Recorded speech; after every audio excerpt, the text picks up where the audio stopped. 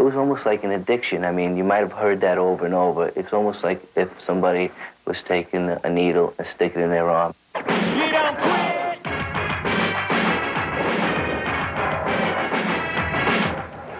There are a few of us that are still continuing in types of works related to graffiti.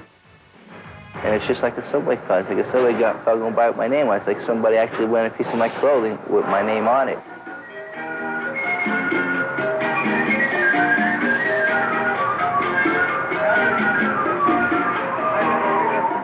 You can take a can of spray paint, but you just put your finger on, no electricity or anything. You know what I mean? No, just aerosol, just air in a can. And do the same things that people do with airbrushes, paintbrushes, oil paints, acrylic paints with their hands. And that's what's really incredible. The state of it worldwide is still happening. You know what I mean? It's been washed off the trains and so on and so forth, but obviously it's still around. I'm still into it. This is, you know, like an example of it. It's of a new age, you know. Graffiti was then, you know, and that was 2,000 years ago. You know, this is now, and it's definitely been taken to like a totally higher level.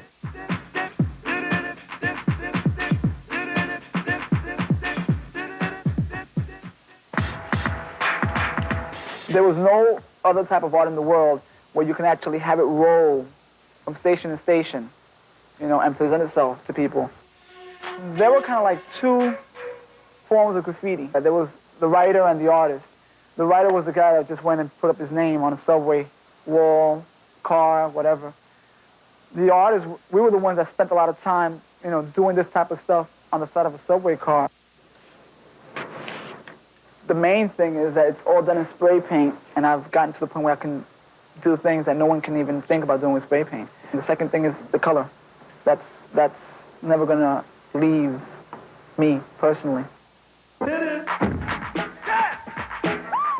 Painting the trains was a sort of an urban sport. A lot of times I don't like to draw that line between graffiti and art. You know, it's just like it's all art.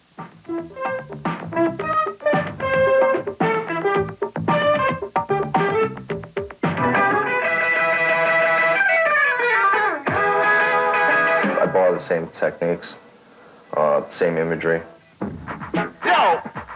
My work is a continuation of graffiti.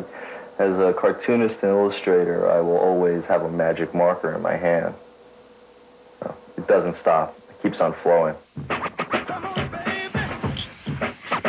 You go up to the Bronx and you'd meet people, and there was a kind of instant identification just because you'd seen somebody's name or you recognized their style. So it kind of broke down a lot of barriers that way, that it wasn't a question of where you were from or what color you were or who you were down with, as much as if somebody was familiar with your work.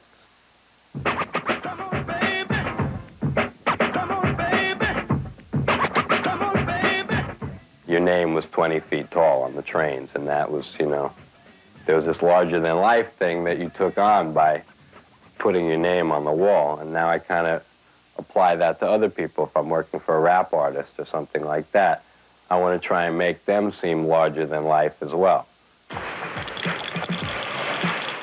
Subways is sort of like a school and a tool that I used to, you know, expose myself to millions of people at the same time.